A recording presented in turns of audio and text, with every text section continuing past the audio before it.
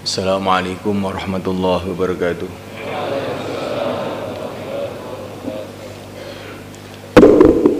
Innal hamdalillah nasta'inuhu wa nastaghfiruhu wa nu'minu bihi wa natawakkalu 'alaihi wa na'udzu bihi min shururi anfusina wa min sayyiati a'malina. من يهده الله فلا مضل له ومن يضلل فلا هادي له أشهد أن لا إله إلا الله وحده لا شريك له وأشهد أن سيدنا مولانا محمدا عبده ورسوله اللهم صل وسلم وبارك عليه وعلى آله وأصحابه والتابعين لهم إلى يوم القيامة أما بعد.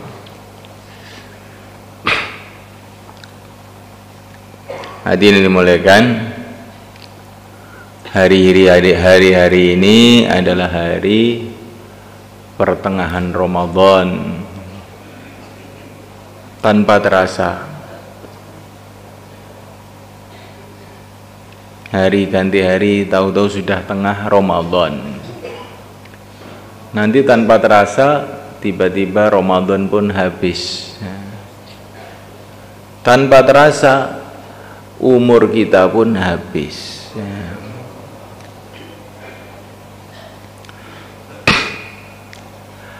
Pertengahan Ramadan ini dikatakan oleh yang mulia Nabi Agung Muhammad sallallahu alaihi wasallam sebagai hari-hari maghfirah, hari-hari pengampunan dosa.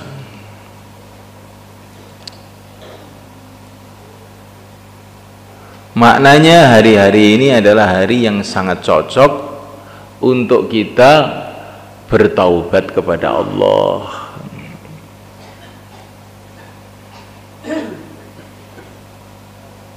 Taubat itu ada dua. Taubat dari maksiat kepada taat. Ini taubat. Tapi taubatnya orang-orang soleh, taubatnya para nabi, taubat dari baik menuju lebih baik.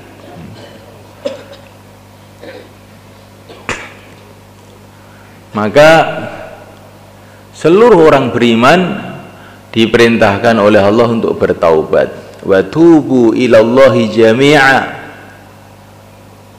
Bertaubatlah kamu kepada Allah semuanya. Ayyuhal mu'minun, hai orang-orang yang beriman. Ya ayyuhalladzina amanu tubu ilallah. Hai orang-orang yang beriman, bertaubatlah kepada Allah. Ini orang beriman yang masih suka maksiat suruh taubat kepada Allah. Yang sudah senantiasa taat pun disuruh taubat kepada Allah untuk meningkatkan taatnya. Bahkan para nabi pun diperintah taubat. Padahal para nabi itu adalah manusia-manusia yang maksum, dijaga dari seluruh kesalahan, dijaga dari seluruh dosa.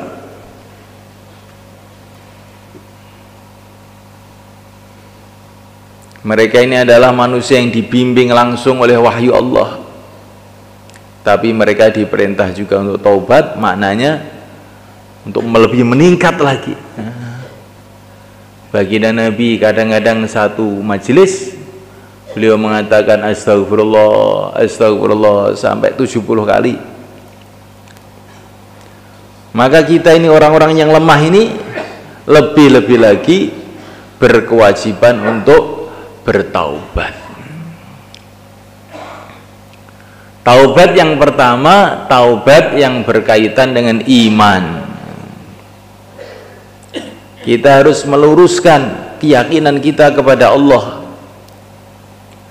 bahwa yang berkuasa itu hanya Allah, yang menentukan segala-galanya hanya Allah.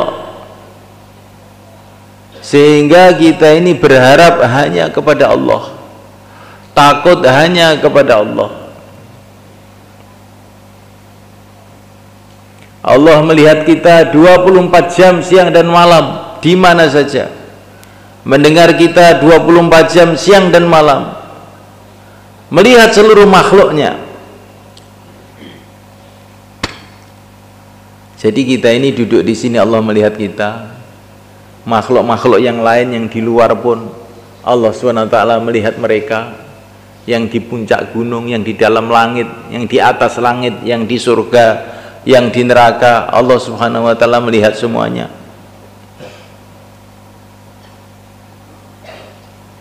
Maka kita ini kalau diganggu orang, ya, kalau diganggu orang itu tanamkan dalam hati, Allah melihat saya, Allah melihat dia. Gak usah marah, sibuklah tawajuh kepada Allah. Nanti orang yang ganggu kita ini nanti akan disingkirkan sendiri oleh Allah, disingkirkan oleh Allah. Idza ishtaghala an-nasu bik fashtagil billah, kata para ulama. Kalau manusia sibuk dengan kamu, sibuk mengganggu atau sibuk memuliakan, sebetulnya yang menggerakkan mereka adalah Allah, maka sibuklah kamu kepada Allah. Tapi kalau orang itu dihormati orang, kemudian sibuk dengan orang, bangga dengan orang, lupa kepada Allah, maka rusak imannya. Yang menggerakkan orang-orang untuk menghormati kamu itu Allah, untuk menguji kamu. Coba kamu tawajuh kepada orang apa tawajuh kepada Allah? Yang menggerakkan orang mengganggu kamu itu pun Allah. Allah menguji kamu. Kamu tawajuh kepada orang-orang ganggu itu apa tawajuh kepada Allah? Tanamkan dalam hati, Allah melihat kita. Allah yang memberikan penglihatan tentu maha melihat. Allah yang memberikan pendengaran tentu maha mendengar.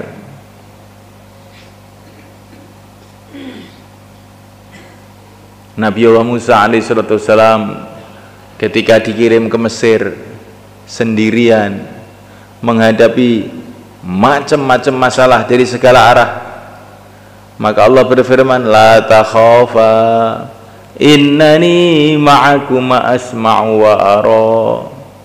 Beliau bersama Nabi Harun, 2 orang aja.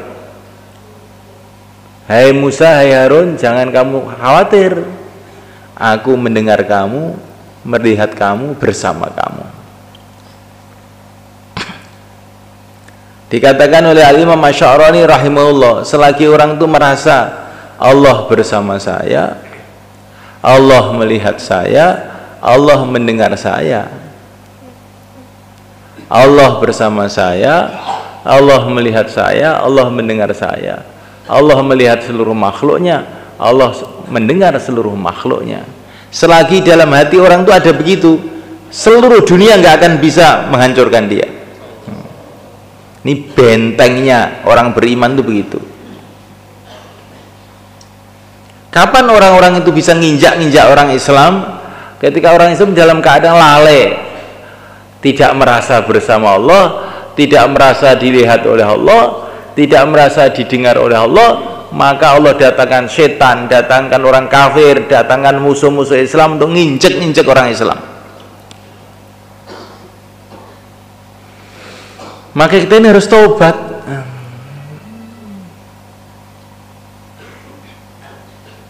Nah, malaikat Allah SWT, kalau kamu itu di sini, saya bayan ini, terus kamu tuh menghadap ke timur, nyingkur, nggak mau dengar, kira-kira membuat marah saya atau tidak? Membuat marah nggak? Nah, kita ini di depan Allah, dilihat oleh Allah, didengar oleh Allah, kemudian nyingkur, nggak ingat sama Allah, malah kita ingat pada yang lain-lain. Nah, kira-kira ini adab kepada Allah apa tidak? Nah, makanya banyak musibah dalam kehidupan kita ini, gara-gara kita ini banyak lupa kepada Allah. Perasaan kita ini, aku salah apa toh? Saya ini salah apa?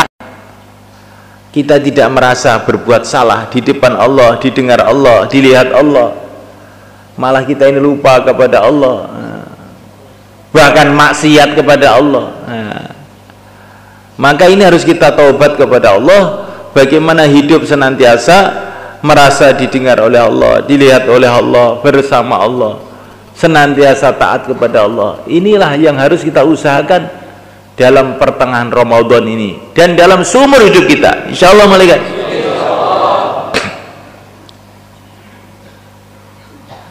Kemudian malaikat Allah Ta'ala kita bertobat yang berkaitan dengan iman kepada baginda Nabi alaihi salatu wassalam. Nah, kita ini telah dimuliakan oleh Allah, dijadikan umatnya Sayyidul Anbiya, umatnya pimpinannya para nabi, para rasul yang mulia Nabi Agung Muhammad SAW. Karena kita ini jadi umat beliau, maka macam-macam fasilitas, macam-macam keistimewaan telah Allah berikan kepada kita, termasuk Ramadan ini. Ini keistimewaan umat yang mulia Nabi Agung Muhammad SAW. Amal-amal dilipat gandakan. Allah siapkan Lailatul Qadar, Allah siapkan pahala-pahala yang istimewa untuk umat ini. Tetapi kita ini kurang memperhatikan perkara ini. Kita jadi umatnya baginda Nabi ini kayak biasa-biasa aja.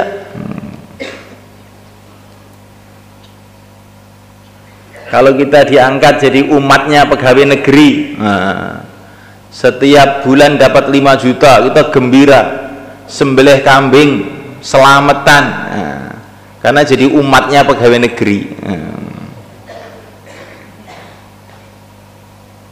Jadi umatnya Astra, perusahaan mobil Jepang, gembira. Nah, jadi umatnya apa lagi? Pokoknya gitulah, golongan-golongan yang menghasilkan keuntungan dunia kita gembira. Lah kita ini oleh Allah telah dijadikan golongannya Sayyidul Anbiya, yang mulia Nabi Agung Muhammad SAW, yang dapat keberuntungan dunia akhirat lipat-lipat. Kita jadi umatnya Nabi ini beruntung dunia, beruntung akhirat. Bagaimana tidak? Dunia itu apa toh? Keberuntungan dunia itu apa? Kalau orang itu dapat pahala itu beruntung dunia. Ya, dengan kita jadi umatnya baginda Nabi, pahala dilipat gandakan. Banyak orang bodoh mengira keberuntungan dunia kalau orang dapat rumah, kalau orang dapat sawah, kalau orang dapat jabatan presiden itu keberuntungan dunia. Bukan. Presiden juga mau pensiun, sawah juga mau ditinggalkan. Keberuntungan dunia ini kalau kamu di dunia dapat pahala, akhirnya untuk bekal di akhirat selama-lamanya, itulah keberuntungan dunia. Keberuntungan dunia ini kalau kita ini dapat pahala, itu keberuntungan. Yang lain itu bukan keberuntungan, itu malah nyati nyesek-nyeseki dada saja. Kita punya harta banyak, coba nanti kalau hartanya banyak, kalau kita mati apa enggak sedih? Semua harta ditinggalkan semua. Kita punya jabatan tinggi, apa enggak sedih nanti kalau pensiun itu? Kasihan itu. Maka ada seorang raja dikasih hadiah intan. Yang intan ini gede banget itu. Maka dia gembira, ini seluruh dunia tidak ada raja punya intan seperti ini. Tapi salah satu menterinya bilang, Tuan Raja, ini musibah. Lah musibah bagaimana? Nanti kalau intan ini pecah atau bagaimana, atau hilang, nanti raja kan sedih. Dan sedihnya akan luar biasa, karena ini intan ini luar biasa ini. Alah, kamu ini nakut-nakuti orang aja atau menteri. Tidak lama kemudian ternyata intannya hilang. Maka raja itu sedih. Tidak ada raja kehilangan seperti saya. Bener kamu menteri, bener kamu ternyata. Gara-gara saya dapat kesenangan yang lebih, Akhirnya saya dapat kesedihan yang lebih juga. Jadi semulaikan Allah Ta'ala, keberuntungan di dunia tanamkan. Kalau dapat pahala itu beruntung, nggak dapat pahala nggak beruntung. Saya sehat, wah beruntung saya. Orang-orang pada sakit, belum tentu beruntung. Nanti kamu sehat juga sebentar lagi sakit lagi. Beruntung loh dapat pahala itu loh beruntung. Saya mau ditabrak bis, tinggal 1 senti, nggak kena. Beruntung betul saya. Walaupun nggak kena kamu mati juga sebentar lagi. Beruntung kalau dapat pahala.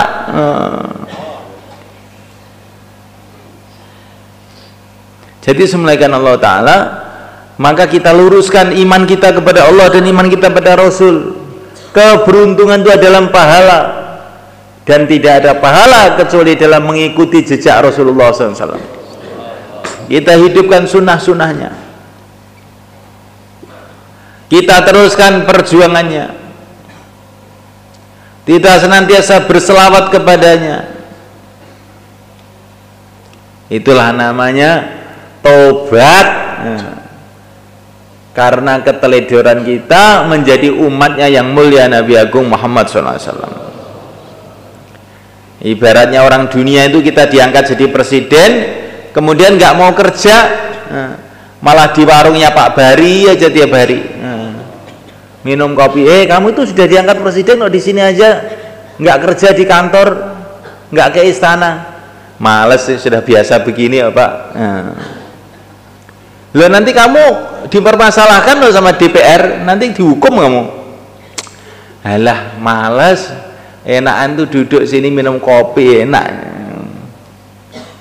Akhirnya dipermasalahkan betul, masuk penjara. Lah kita ini diangkat oleh Allah lebih dari presiden. Jadi umatnya Rasulullah SAW itu lebih dari presiden. Presiden gajinya berapa? Sehari gajinya ada 1 triliun, paling 100 juta, 200 juta. Kalau nggak korupsi loh itu, tapi kalau korupsi nanti juga ada urusannya juga. Umatnya Rasulullah sebagi petang di jalan Allah lebih mahal dari dunia seisinya. Gajinya itu baru dakwahnya, belum sholatnya. 2 rakaat lebih mahal dari dunia seisinya.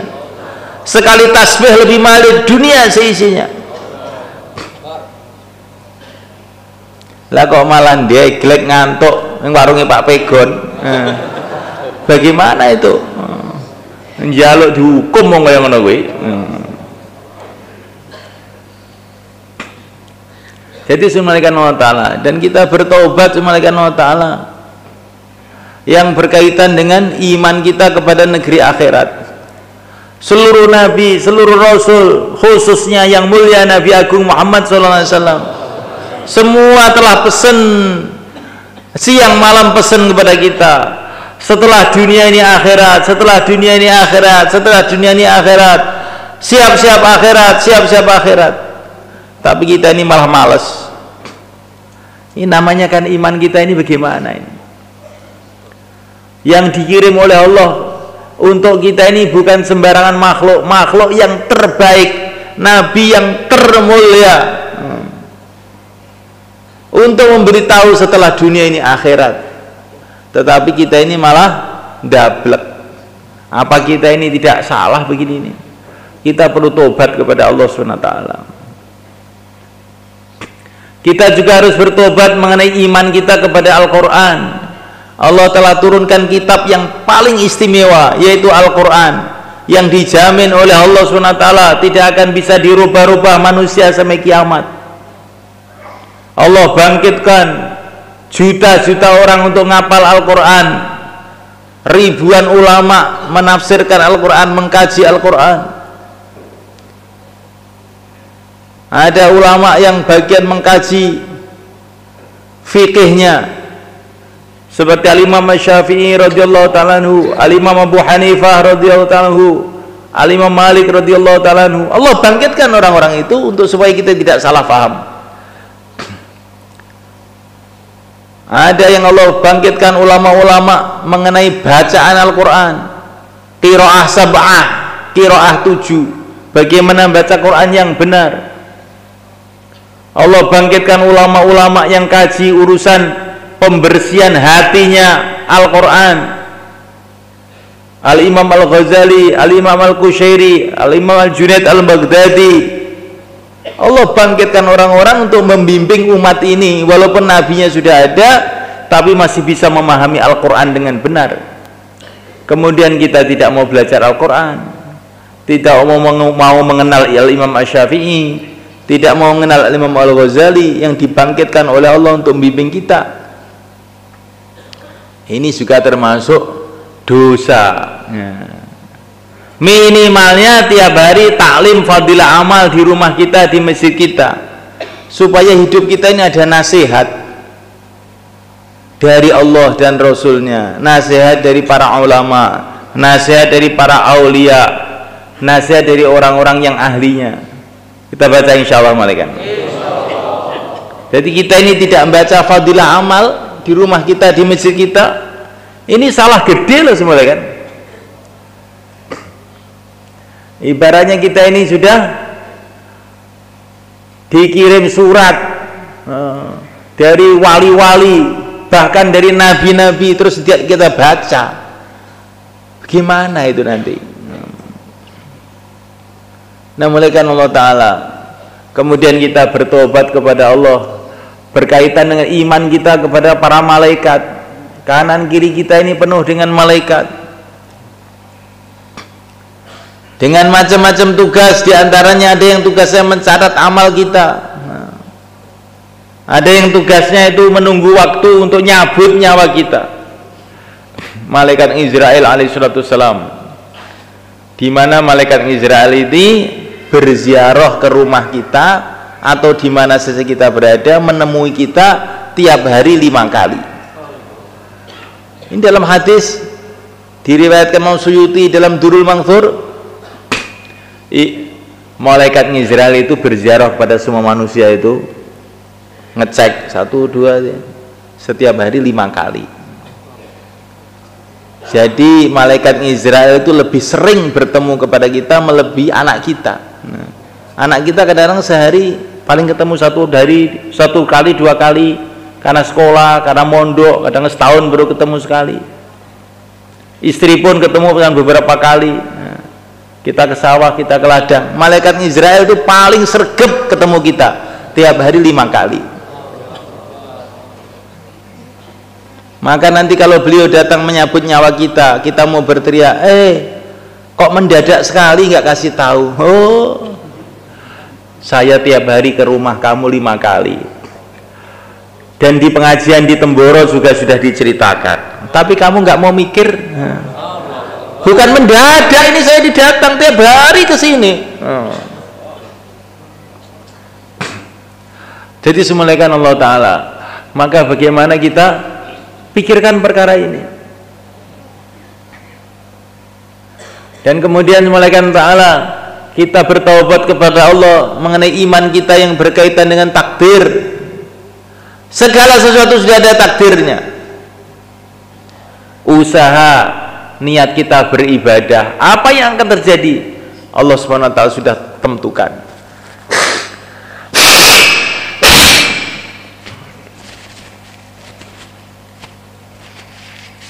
Kita matinya di mana, sakitnya di mana, rizkinya berapa, semua sudah Allah tulis, sudah ditentukan oleh Allah.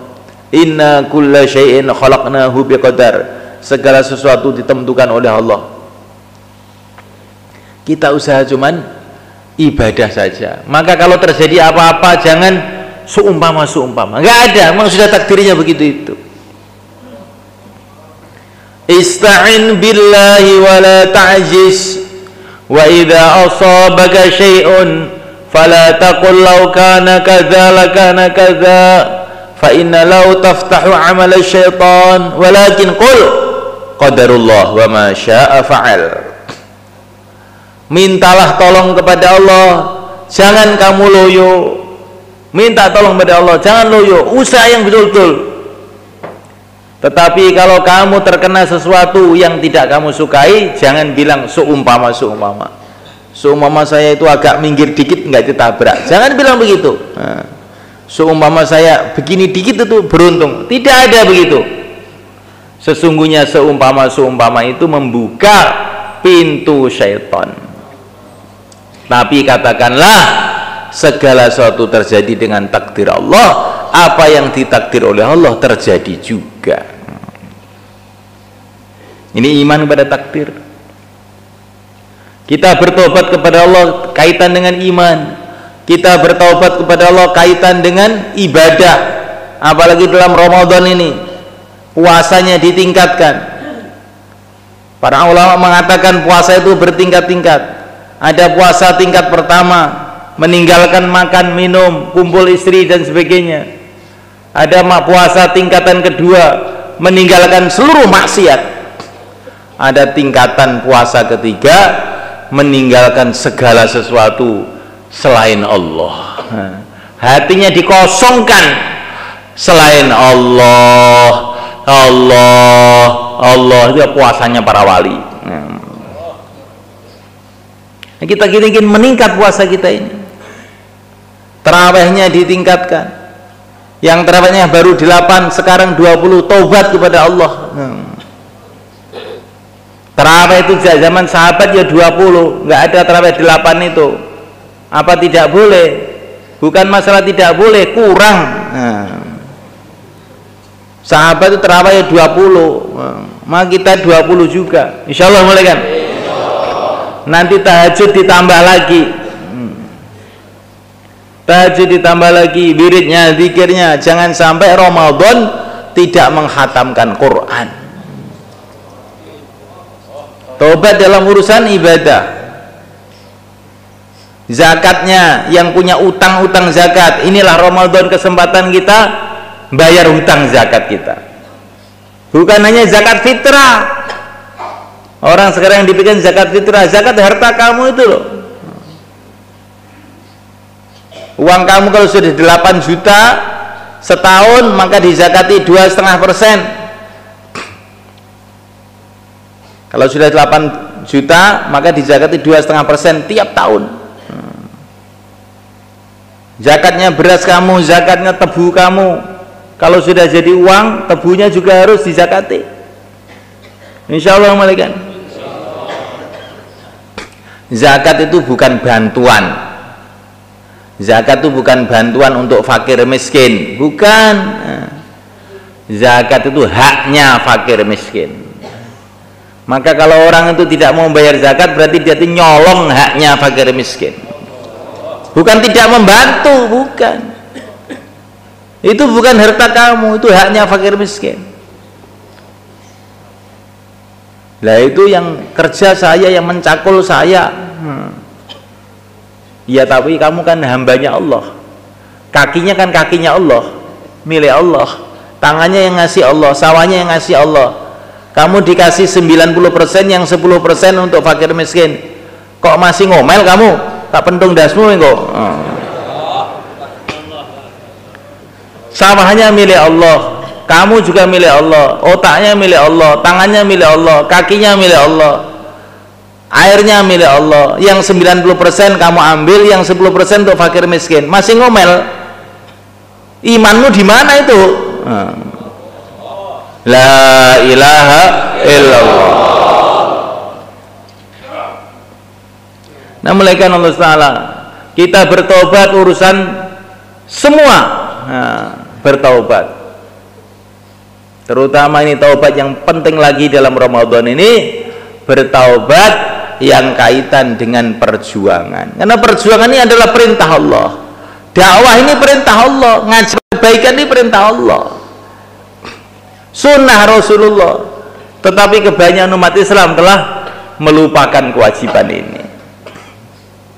Maka dalam Ramadan kita tobat urusan ini. Dulu para sahabat ini bukan nabi, bukan rasul, tapi semua dakwah semua. Kuntum khaira ummatin ukhrijat linnas ta'muruna bil ma'rufi wa tanhauna 'anil munkar wa tu'minuna billah. kamu ini sebaik-baiknya umat, maksudnya adalah para sahabat. Sahabat itu sebaik-baiknya umat, laki-lakinya, wanitanya, anak-anaknya, ulamanya, santrinya, mu'alafnya. Kamu ini sebaik-baiknya umat. Kenapa? Ta'muruna bil ma'ruf wa tanhauna 'anil munkar, menyuruh kepada kebaikan dan melarang dari kemungkaran. Maka dakwah ini kewajiban umat, bukan kewajibannya kiai, hanya kewajibannya ustadz, hanya kewajibannya orang India, orang Pakistan, bukan, kewajiban seluruh umat. Maka kita harus menyiapkan waktu untuk dakwah, insyaallah. Malaikat Al-Imam Asy-Syafi'i dalam kitab Masyari'ul Aswaq karangnya Ibnu Nahas, Al-Imam Asy-Syafi'i itu memberi fatwa orang itu tiap tahun harus ada keluarnya untuk dakwah. Itu dalam kitab-kitab fikih, Fathul Qorib, Fathul Mu'in itu nggak ada, saya lihat itu. Ternyata itu pikir tiap tahun keluar itu bukan hanya Syekh Muhammad Ilyas, Imam Syafi'i pun juga sudah memberi fatwa. Cuman karena umat ini nggak memperhatikan, yang diperhatikan namanya duit tok, nah, nggak diperhatikan itu. Kita harus menyiapkan tiap tahun waktu untuk keluar. Insya Allah kita niat semula kan? Lah Ramadan adalah kesempatan paling istimewa sebenarnya. Karena dalam Ramadan ini pahala dilipat gandakan. Kalau kita keluar waktu Ramadan seperti 70 kali keluar.